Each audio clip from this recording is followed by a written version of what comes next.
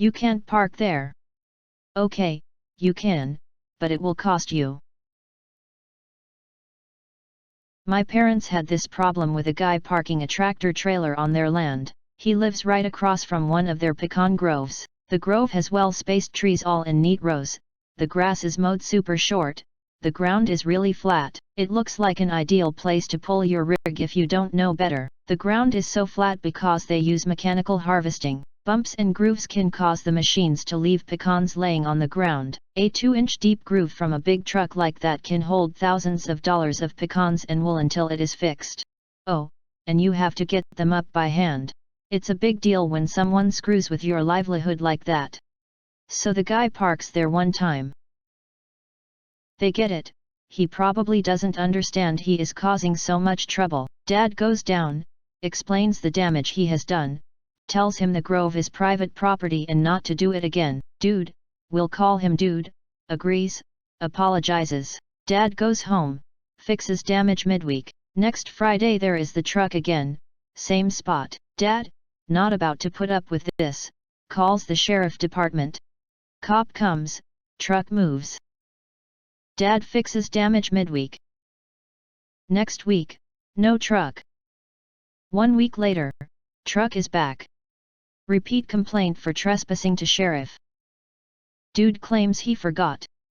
He drives over the road and his Home Depot where his car is parked is 30 miles away. It is convenient for Dude to forget because he saves his gas and time by driving his employer's rig and parking it on my parents' land. Also, he doesn't get nailed if his cab isn't clean.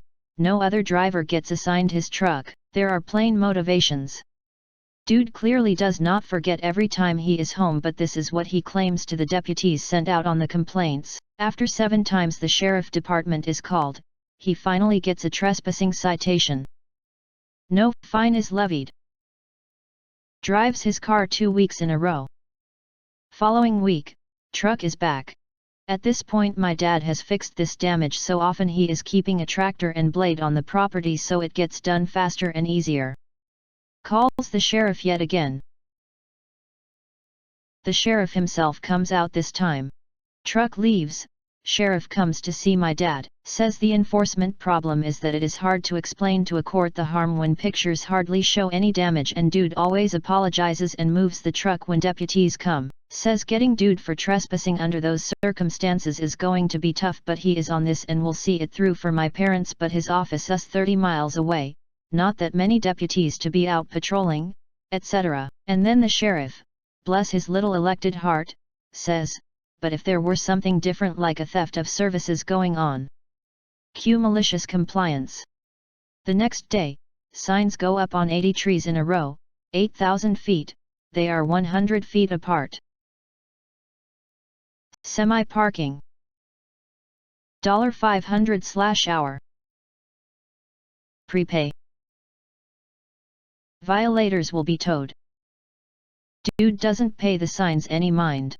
Dude does, however, pay the tow truck and deputy quite a bit of mind. Comes running and screaming, waving his arms as they are hooking up. Well, before my dad called to have him towed, everything was documented, including having the sheriff himself drive by and take several pictures of the truck parked with the clearly visible signs. Everything is put on hold while Dude's employer, who owns the truck, drives out. After 3 hours, Dude's boss gives up and writes a check for $7,800 to cover parking and tow truck fees.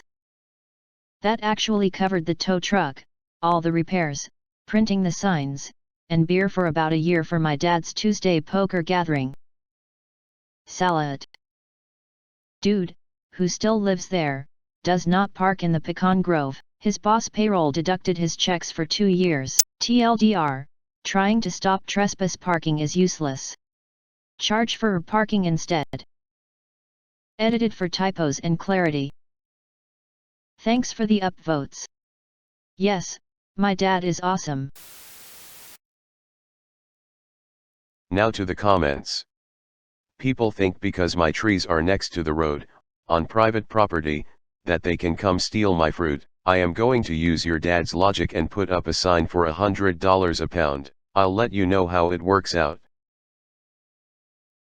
Shit, it doesn't even matter if they are near the road. My friends grow strawberries for themselves and people will walk 15 meters from the sidewalk to the patch to steal them. It only stopped when they paid a local kid to hang out there during the day and spray people with a hose. For anyone considering this method, motion-activated sprinklers are also an option. Smile. As a truck driver, I get why we was wanting to do that, but also, as a truck driver, I never park my truck anywhere without asking first. I've been turned down before without reason and that's fine. You just accept it and go somewhere else, even if it's a PETA, as it often is. It's part of the job. You're a good guy. Some people are lazy and dumb. Some people are lazy and dumb. Can confirm. Source: am lazy. Also dumb. For those who are curious, the reason the nuts are so impacted by the grooves is because, as OP said, they mechanically harvest. They more than likely are using tree shakers and ground collectors in their orchard. Big machines clamp onto the trunk of the tree and shake until all nuts fall, then a sort of spinning brushes which can then sweep into an above tank. So, these spinning parts only affect a level ground and any outlying nuts are left behind. Worse than that, nuts would get swept into the ruts, meaning the whole volume of the rut is lost nuts. I'm glad my family grows pistachios. Our nuts aren't allowed to touch the ground, so the shakers catch them on tarps. Some people just don't seem to learn a lesson, unless it's a painful one. Kudos to the sheriff for dropping the hint. That's awesome. The only parking story I have is that my grandfather had throat cancer, causing him to have to use his finger on his throat to talk, so he rented a handicapped spot for many years before his death. I knew he parked there but never knew it was his. Until I was willed his apartment and moved in.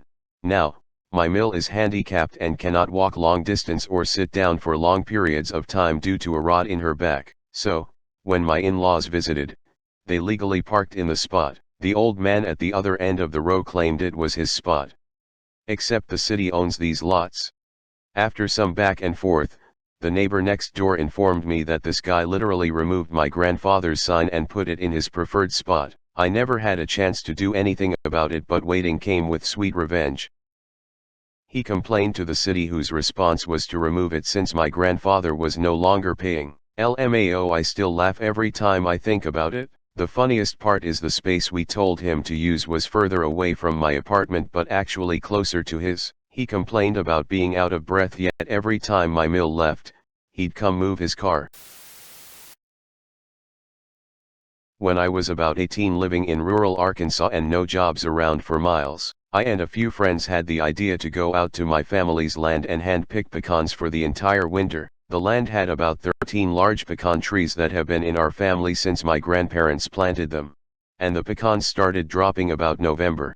Pecans were going about $1.21 per pound. I and 3 of my guy friends started picking 100 to 200 pounds a day, and each made between $50 and $70 a day picking pecans. We would pick for 2 to 3 hours, then go sell the pecans and smoke the rest of the day away. Picking pecans was some of the best money that I've ever made in my life, and some good-ass memories came out of that time, but picking pecans at that rate off of 13 trees is not really sustainable, and it only lasted until January, but it was fun while it lasted.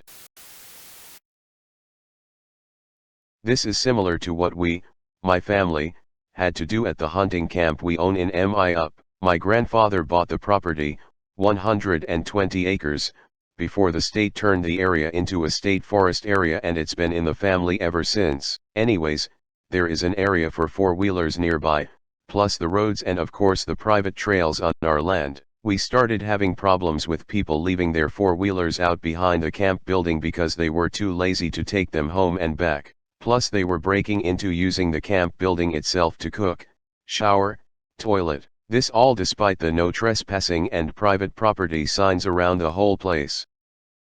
At first, we just attached notices to the vehicles, Use those plastic paper holders meant for putting in 3-ring binders, note inside, sealed top with duct tape, zip tied to handlebar, telling the owners that it was private property and to remove vehicles from it. That didn't work, but we still have a lot of distant family in the area, so new notice informed that if we, or one of our agents, found their vehicle on our property, we would assume it was abandoned and promptly remove it. Then gave our distant family permission to check on the camp regularly, and any four-wheelers they might find were theirs to keep. After about 6 weeks, there was no more problem.